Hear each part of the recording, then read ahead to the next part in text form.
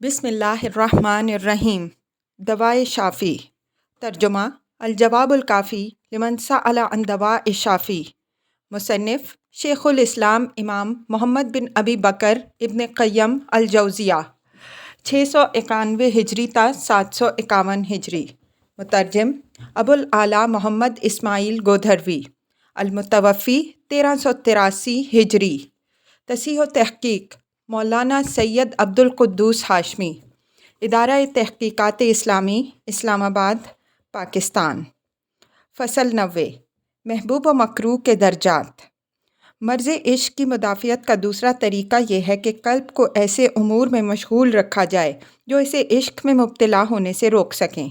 اس کی شکل یہ ہے کہ خطرہ، خوف اور ڈر اس کے سامنے پیش کیا جائے، یا کوئی ایسی محبت پیش کر دی جائے جو اسے جبراً اپنی طرف کھینچ لے اور دوسری جانب جانے سے روک دے۔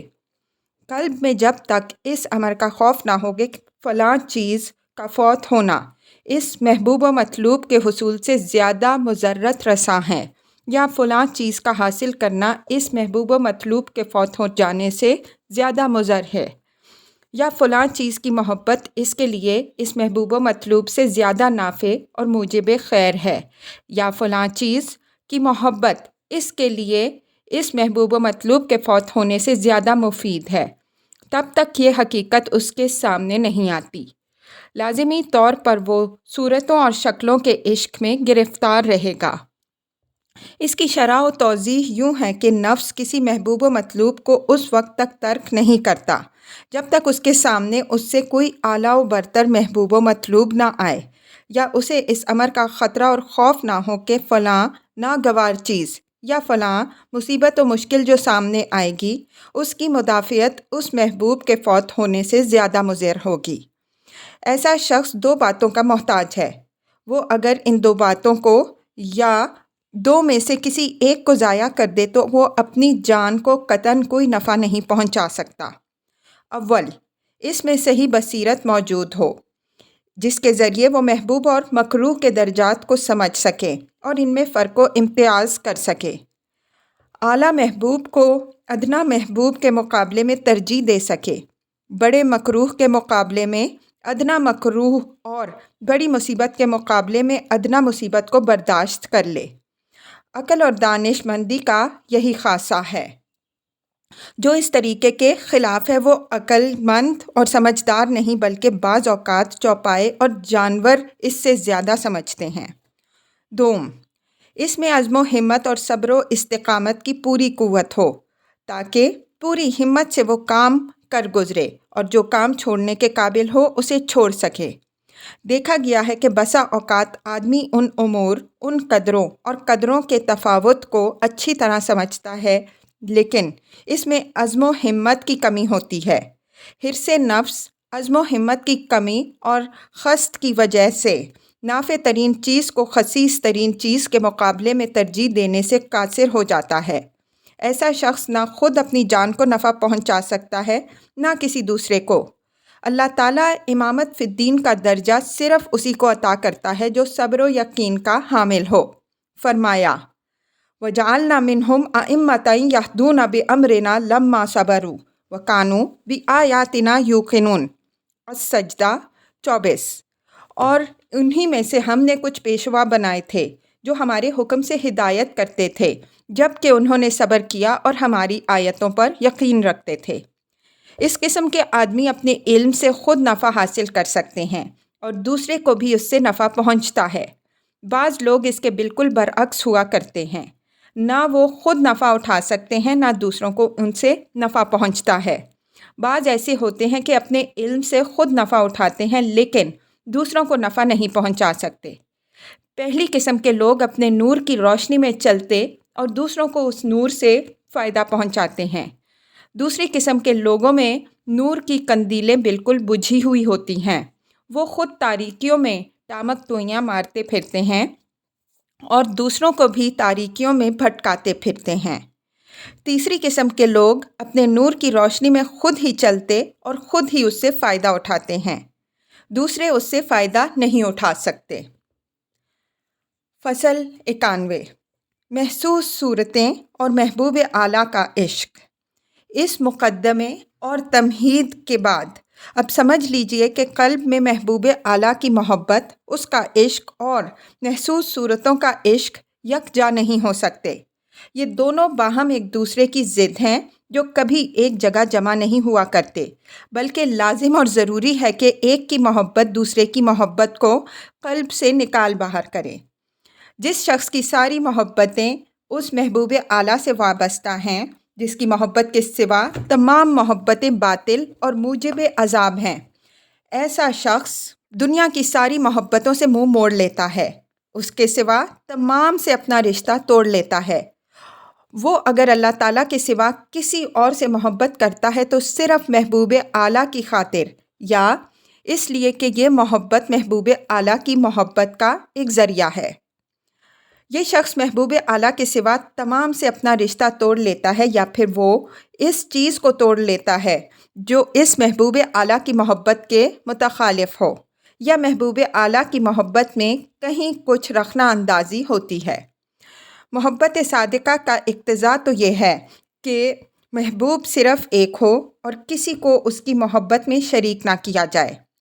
انسان جب کبھی اپنے جیسے انسان ہی سے محبت کرتا ہے تو محبوب کبھی گوارا نہیں کرتا کہ محبت کرنے والا کسی دوسرے کو اس کا شریک کر لے، بلکہ اگر وہ ایسا محسوس کرے تو اس پر بگڑتا ہے، اس پر برہم ہوتا ہے، محبت کرنے والے کو اپنے پاس نہیں آنے دیتا، اسے دھتکار دیتا ہے اور کہہ دیتا ہے کہ تیرا دعویٰ محبت جھوٹا ہے، حالانکہ یہ محبوب اس امر کا اہل بھی نہیں ہے کہ محبت کی تمام تر قوتیں اس کے قدموں پر سرنگوں ہو جائیں۔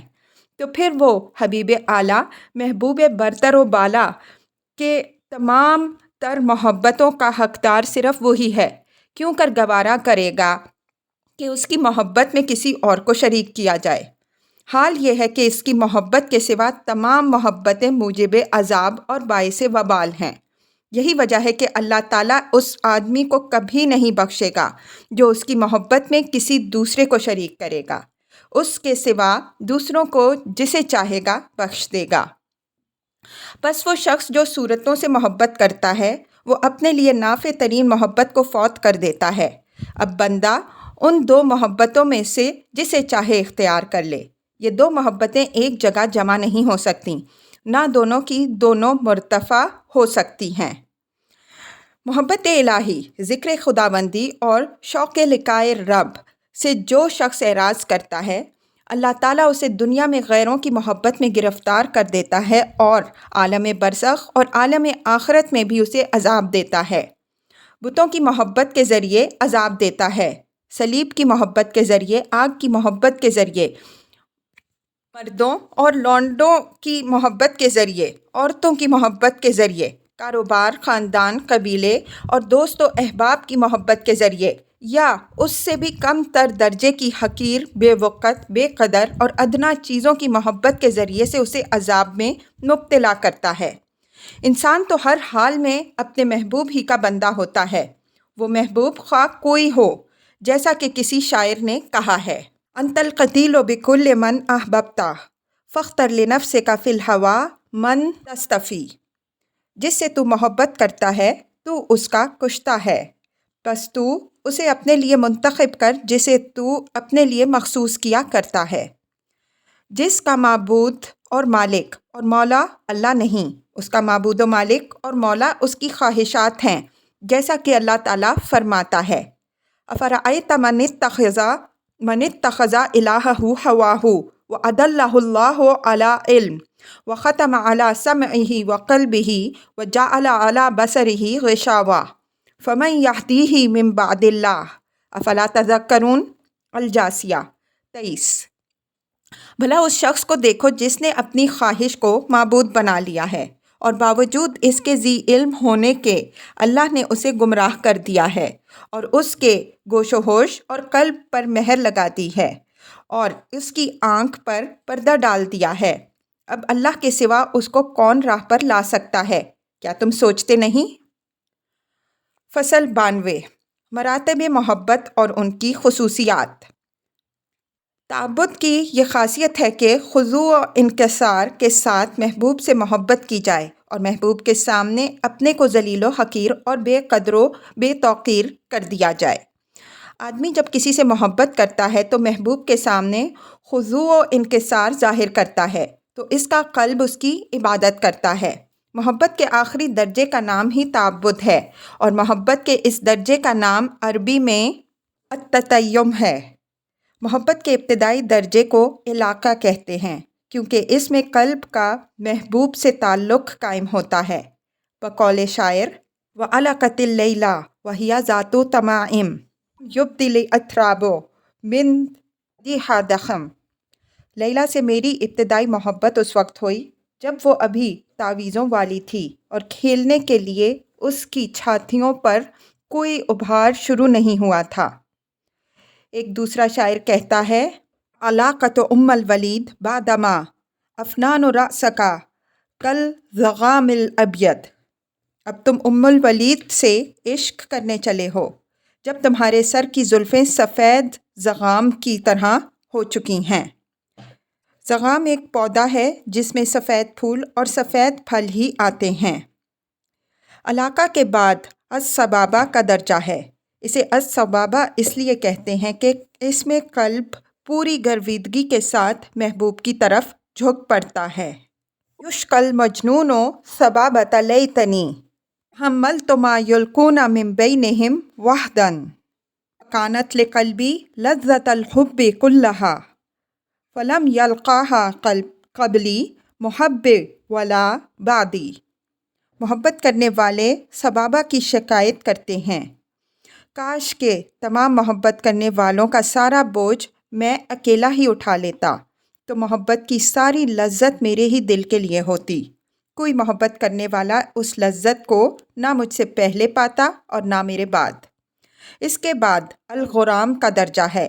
الغرام نام ہے قلب کی اس محبت کا جو قلب کے اندر ہمیشہ کے لیے لازمی طور پر جاگزیں ہو جاتی ہے اور جو کسی وقت بھی قلب سے الگ نہیں ہوتی۔ قرض دار کو غریم اس لیے کہا جاتا ہے کہ جب تک وہ قرض ادا نہیں کر لیتا قرض میں پھنسا رہتا ہے۔ اس معنی میں اللہ کا ارشاد ہے ان عذابہا کان غراما۔ الفرقان 65۔ بلا شبہ اس کا عذاب لازم ہونے والا ہے۔ علماء متأخرین نے عموماً الغریم اور الغرام کا لفظ محبت کے معنی میں زیادہ استعمال کیا ہے۔ شعرائے عرب نے اس لفظ کو عموماً محبت ہی کے معنی میں زیادہ جگہ دی ہے۔ دوسرا معنی میں یہ بہت کم استعمال کیا گیا ہے۔ اس کے بعد عشق کا درجہ ہے۔ یہ افراط محبت کا درجہ ہے۔ پروردگار عالم کی محبت میں عشق کا لفظ استعمال نہیں ہوتا، نہ اس کے حق میں اس لفظ کا اطلاق صحیح ہے۔ پھر درجہ ہے شوق کا، اور شوق نام ہے قلب کے اس سفر کا جو پوری تیزی سے محبوب کی طرف شروع کیا جائے۔ شوق کا اطلاق پروردگار عالم کے متعلق ہوتا ہے، جیسا کہ مسند امام احمد رحمہ اللہ میں حضرت عمار بن یاسر رضی اللہ عنہ کی حدیث میں مروی ہے۔ حضرت عمار رضی اللہ عنہ نے ایک مرتبہ کامل اطمینان اور پورے خضوع و خشوع کے ساتھ نماز گزاری۔ ختم نماز کے بعد لوگوں نے ان سے پوچھا کہ آپ نے نماز اس قدر لمبی کیوں کی؟ انہوں نے جواب دیا کہ میں نے نماز میں وہ دعائیں پڑھیں جو حضرت صلی اللہ علیہ وسلم پڑھا کرتے تھے۔ اللہم انی اسألک بعلمک الغیب وقدرتک علی الخلق احینی اذا کانت الحیات خیرا لی وتوفنی اذا کانت الوفاة خیرا لی۔ اللہم انی اسألک خشیتک فی الغیب والشہادہ واسألک کلمۃ الحق فی الرداء والغضب واسألک القصد فی الفقر والغنی واسألک نعیما لا ینفد واسألک قرۃ عین لا تنقطع واسألک الرضاء بعد القضاء واسألک برد العیش بعد الموت واسألک لذۃ النظرۃ الی وجہک الکریم واسألک الشوق الی لقائک فی غیر ضراء مضر ولا فتنۃ مضلہ۔ اللہم زینا بزینۃ الایمان وجعلنا ہداۃ المہتدین۔ اے اللہ، میں تجھ سے علم غیب کی برکت اور مخلوق پر تیری قدرت سے سوال کرتا ہوں۔ جب تک زندگی میرے لیے بہتر ہے مجھے زندہ رکھ، اور جب تو جانے کہ میرے لیے موت بہتر ہے تو مجھے موت دے۔ اے اللہ، میں چھپے اور ظاہر تجھ سے تیرا خوف مانگتا ہوں، اور خوشی اور غصے میں کلمہ حق کہنے کی تجھ سے توفیق مانگتا ہوں، اور محتاجی اور آسودگی میں تجھ سے درمیانی رفتار مانگتا ہوں، اور تجھ سے ختم نہ ہونے والی، منقطع نہ ہونے والی نعمت مانگتا ہوں، اور تجھ سے آنکھوں کی ٹھنڈک مانگتا ہوں، اور تجھ سے تیرے فیصلے کے بعد راضی ہونا مانگتا ہوں، اور تجھ سے مرنے کے بعد عیش کی ٹھنڈک مانگتا ہوں، اور تجھ سے تیرے رخ کی طرف دیکھنے کی لذت مانگتا ہوں، اور تیری ملاقات کا شوق مانگتا ہوں، وہ شوق جو تکلیف دہ، ایذا رسانی اور گمراہ کرنے والے فتنے سے پاک ہو۔ اے اللہ، تو ہمیں ایمان کی زینت سے آراستہ کر، اور ہمیں ہدایت کرنے والے اور ہدایت پائے ہوئے بنا دے۔ ایک دوسرے اثر میں یہ الفاظ ہیں: قال شوق الابرار الی وجہک وانا الی لقائہم اشد شوقا۔ تیری ذات کے لیے ابرار کا شوق بہت طویل ہے، اور تیری ملاقات بہت شائق ہوں۔ یہاں شوق کا لفظ اسی معنی میں مستعمل ہے جس کی تعبیر اس حدیث میں ہے: من احب لقاء اللہ احب اللہ لقاءہ۔ جو آدمی اللہ کی ملاقات کو محبوب رکھتا ہے، اللہ تعالیٰ اس سے ملاقات کو محبوب رکھتا ہے۔ بعض اہل بصیرت نے آیت من کان یرجو لقاء اللہ فإن اجل اللہ لآت، عنکبوت 5، جو شخص اللہ سے ملنے کی امید رکھتا ہے تو اللہ کا وعدہ ضرور آنے والا ہے، کے بارے میں کہا ہے کہ اللہ کو چونکہ اس امر کا علم ہے کہ اس کے دوست اس کی ملاقات کے شائق اور متمنی ہیں، اور ان کے قلوب کے جذبات محبت اس وقت تک ٹھنڈے نہیں ہوں گے جب تک وہ اس سے ملاقات نہیں کر لیں گے، لہٰذا اس نے ان کے لیے ایک اجل اور میعاد متعین کر دی۔ اس اجل و میعاد پر ان سے ملاقات کا وعدہ کر لیا تاکہ انہیں کچھ تسلی اور تسکین ہو جائے۔ حقیقت یہ ہے کہ طیب، پاکیزہ اور خوشگوار زندگی انہی لوگوں کی زندگی کا نام ہے۔ اس سے بہتر خوشگوار اور پر نعمت زندگی کسی کی ہو نہیں سکتی۔ اسی حیات طیبہ اور نفیس ترین زندگی کا تذکرہ اس آیت میں کیا گیا ہے۔ من عمل صالحا من ذکر او انثی وہو مؤمن فلنحیینہ حیاۃ طیبہ۔ نحل 97۔ جس نے بحالت ایمان نیک کام کیے، خواہ وہ مرد ہو یا عورت، ہم اسے پاکیزہ زندگی عطا کریں گے۔ اس زندگی سے وہ زندگی مراد نہیں جو اہل ایمان اور اہل کفر میں اور ابرار و فجار میں مشترک ہے، مثلاً اچھا کھانا ملے، اچھا لباس اور کپڑا ملے، اچھی عورت سے نکاح ہو۔ یہ چیزیں تو اللہ تعالیٰ کے دشمنوں کو بھی حاصل ہیں، بلکہ بمقابلہ اللہ تعالیٰ کے دوستوں کے اللہ تعالیٰ کے دشمنوں کو زیادہ حاصل ہیں۔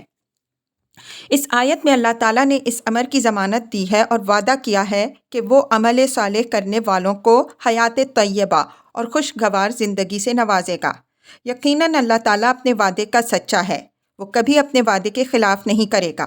انسان کو اس سے بڑھ کر کون سی زندگی چاہیے کہ اس کی ساری توجہات اللہ تعالیٰ ہی کی طرف ہو جائیں اور صرف اسی کی رضامندی اور رضا جوئی کی طرف متوجہ ہو جائیں، اس کے قلب میں کسی قسم کا اضطراب نہ رہے، بلکہ قلب کی تمام تر توجہ اللہ ہی کی طرف رہے۔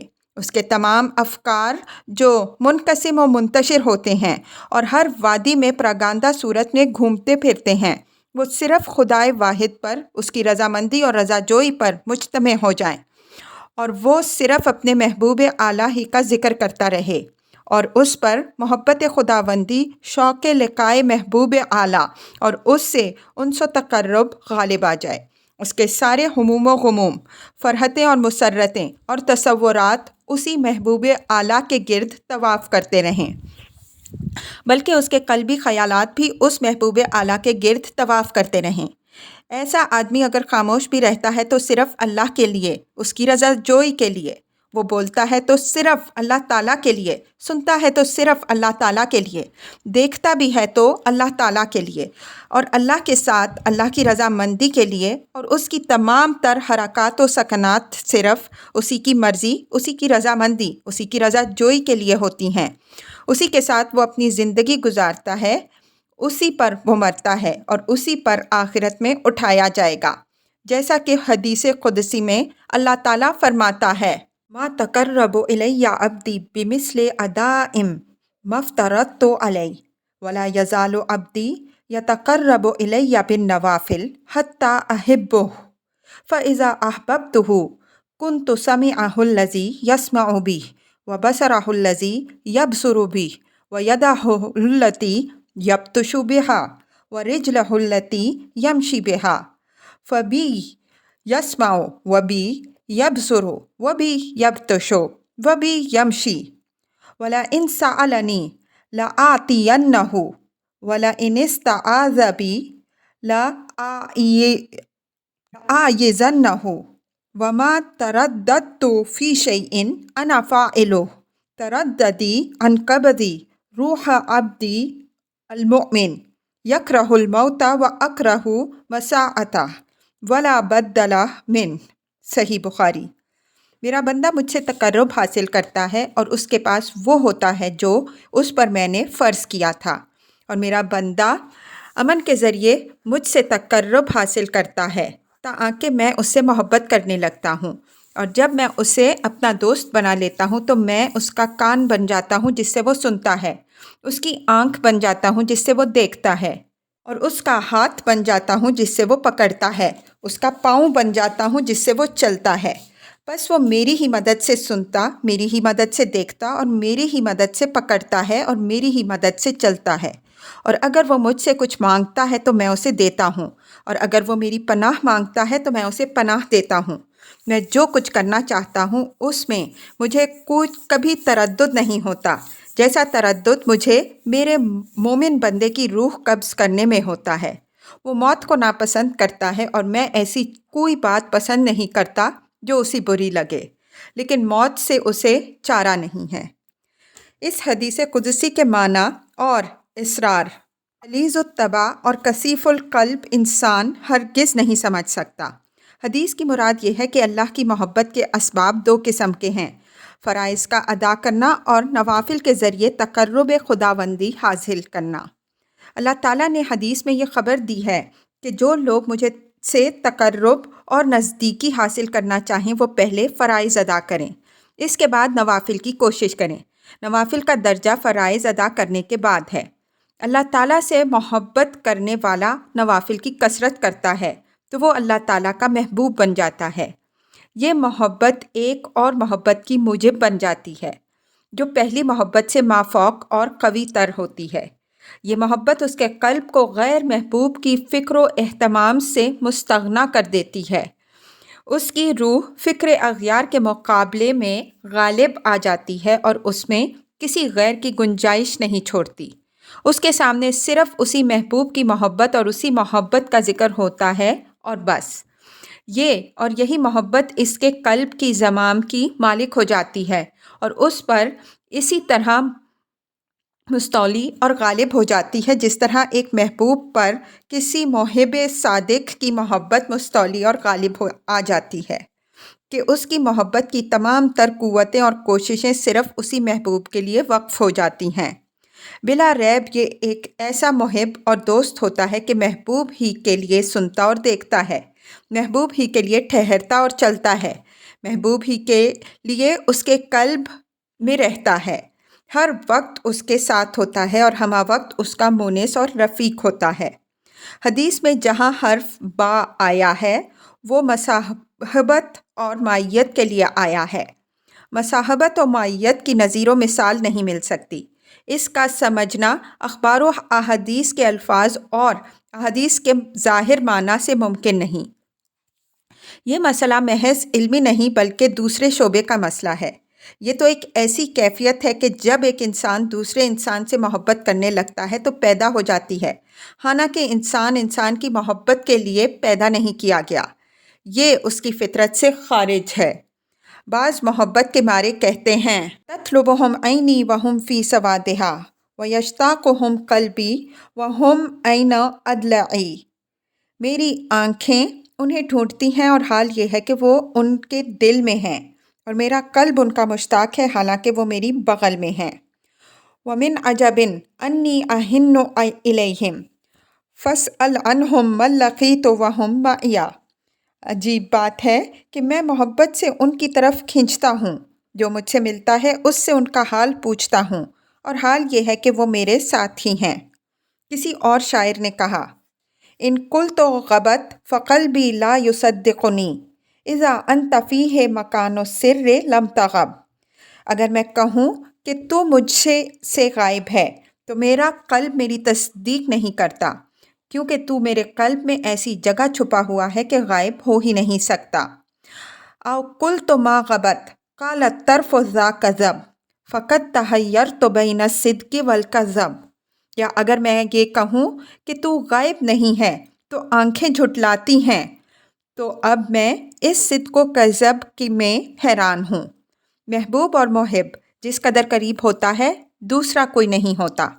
بسا اوقات یہ محبت اس قدر راسخ اور جان گزین ہو جاتی ہے کہ محبت کرنے والا اپنی جان تک کو فراموش کر جاتا ہے، لیکن محبوب کو کسی حال میں فراموش نہیں کرتا، جیسا کہ کہا گیا ہے ارید لانسا ذکرہ فکأنما تمثل لی لیلا بکل السبیل، میں اس کے ذکر کو بھلا دینا چاہتا ہوں مگر ہوتا یہ ہے کہ لیلا ہر راستے پر میرے سامنے ہوتی ہے۔ کسی اور شاعر نے کہا ہے راد من القلب نسیانکم وتعب الطباع علی الناقل، قلب کی طرف سے بھلا دینے کا ارادہ کیا جاتا ہے اور طبیعت الگ کرنے سے انکار کر دیتی ہے۔ حدیث مذکور میں اللہ نے کان، آنکھیں، ہاتھ اور پاؤں کا ذکر خصوصیت سے کیا ہے کیونکہ یہ تعقل و ادراک کے آلات اور عمل کے ذرائع ہیں۔ کان اور آنکھ قلب کے سامنے قصد اور ارادہ اور کراہت و نفرت کو لاتے ہیں، اور یہی قلب کے سامنے محبت و عداوت بھی پیش کرتے ہیں، اور قلب ہاتھ اور پاؤں کو ان چیزوں میں استعمال کرتا ہے۔ بندے کے کان اور آنکھ خدا کے ساتھ ہو جاتے ہیں تو قلب اپنے آلات ادراک کی طرف سے بالکل محفوظ ہو جاتا ہے، وہ اس کے اندر محفوظ ہو جاتے ہیں، اور پھر محبت و عداوت میں بھی وہ محفوظ ہو جاتا ہے، اور جب وہ اس بارے میں محفوظ ہو گیا تو سمجھ لیجئے کہ ہاتھ اپنی گرفت اور پاؤں چلنے میں محفوظ ہو جاتے ہیں۔ یہاں اللہ نے صرف کان اور آنکھ، ہاتھ اور پاؤں کے ذکر پر اکتفا کیا، زبان کا ذکر نہیں کیا۔ اس کی وجہ صرف یہ ہے کہ کان سے سننا اور اس کا ادراک کبھی اختیاری ہوتا ہے اور کبھی غیر اختیاری۔ آنکھ سے دیکھنے کا بھی یہی حال ہے کہ کبھی اختیاری ہوتا ہے کبھی غیر اختیاری۔ ہاتھ اور پاؤں کا بھی یہی حال ہے، لیکن زبان کا حال دوسرا ہے، یہ بغیر مقصد و ارادہ کے حرکت ہی نہیں کرتی، نیز دیگر جوارح اور اعضاء کے مقابلے میں قلب سے زیادہ تعلق اور اشغال زبان ہی کو ہوتا ہے، اور قلب کے تاثرات سے سب سے زیادہ زبان ہی متاثر ہوتی ہے، کیونکہ زبان قلب کی ترجمان اور پیغام بر ہے۔ غور کیجئے، جب بندہ اللہ تعالیٰ سے محبت کرنے لگتا ہے اور فرائض و نوافل کے ذریعے اس کا مقرب بندہ ہو جاتا ہے تو اس کا کیا حال ہوتا ہے، اس کے سننے، دیکھنے، چلنے پھرنے، پکڑنے کی کیا کیفیت ہوتی ہے۔ اللہ تعالیٰ فرماتا ہے کُنتُ سَمِعَهُ الَّذِی یَسْمَعُ بِهِ وَبَصَرَهُ الَّذِی یُبْصِرُ بِهِ وَیَدَهُ الَّتِی یَبْطِشُ بِهَا وَرِجْلَهُ الَّتِی یَمْشِی بِهَا، صحیح بخاری۔ میں اس کا کان ہو جاتا ہوں جس سے وہ سنتا ہے، میں اس کی آنکھ ہو جاتا ہوں جس سے وہ دیکھتا ہے، میں اس کا ہاتھ ہو جاتا ہوں جس سے وہ پکڑتا ہے، میں اس کا پاؤں ہو جاتا ہوں جس سے وہ چلتا ہے۔ اس سے اللہ تعالیٰ یہ ثابت کرتا ہے کہ کان اور آنکھ کے ادراکات اور ہاتھ اور پاؤں کی حرکات میں اللہ تعالیٰ بندے کے ساتھ ہوتا ہے۔ پھر اس کیفیت کا اظہار وہ اس طرح کرتا ہے یسمعُ وبی یبصرُ وبی یبطشُ، میرے ساتھ سنتا ہے، میرے ساتھ دیکھتا ہے اور میرے ساتھ پکڑتا ہے۔ یہ نہیں فرمایا لی یسمعُ ولی یبصرُ ولی یبطشُ، میرے لیے سنتا ہے، میرے لیے دیکھتا ہے، میرے لیے پکڑتا ہے۔ بعض لوگوں کا خیال ہے کہ یہاں بی کی جگہ لی ہونا چاہیے۔ لی اظہار غایت اور خصوصیت پر زیادہ دلالت کرتا ہے کہ یہ کام اللہ تعالیٰ کے لیے کیے گئے ہیں، اور یہ معنی وقوع عمل میں اللہ تعالیٰ کی ماہیت پر زیادہ دلالت کرتے ہیں۔ لیکن یہ ایک اہم اور سخت ترین غلطی ہے، کیونکہ یہاں لفظ با محض استعانت کے لیے نہیں، کیونکہ ادراکات خواہ ابرار کے ہوں خواہ فجار و فساق کے، محض اللہ تعالیٰ کی معاونت ہی سے وقوع میں آتے ہیں۔ یہاں با مصاحبت و معیت کے لیے ہے، جس کے معنی یہ ہوتے ہیں کہ بندہ اس حال میں سنتا، دیکھتا، پکڑتا اور چلتا ہے کہ اللہ تعالیٰ اس کے ساتھ ہوتا ہے، اور یہ معنی ایک دوسری حدیث سے بھی واضح ہوتے ہیں۔ انا مع عبدی ما ذکرنی وتحرکت بی شفتاہ، میں اپنے بندے کے ساتھ ہوں جب وہ مجھے یاد کرتا ہے اور میرے لیے اس کے ہونٹ حرکت کرتے ہیں۔ یہ وہی خاص قسم کی مصاحبت و معیت ہے جو اس آیت میں بیان کی گئی ہے۔ ان اللہ معنا، التوبہ 40، اللہ ہمارے ساتھ ہے، اور جو اس حدیث میں مذکور ہے، ما ظنک باثنین اللہ ثالثہما، ان دونوں کے متعلق تمہارا کیا خیال ہے جن کا تیسرا اللہ ہے۔